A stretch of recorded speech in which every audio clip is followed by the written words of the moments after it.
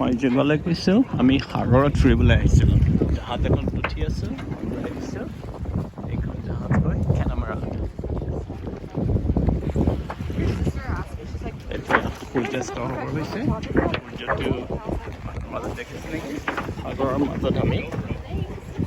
সাগৰত তীৰৰ পৰা কিজানি 10-15 মাইল হ'ম দূৰত লনিও আছে লগতে কিন্তু তলত আছে এইফালে সাগৰ পাৰটো ওচৰত এফালে দূৰ আমি কিন্তু আহিছোঁ বেলেগ ঠাইৰ পৰা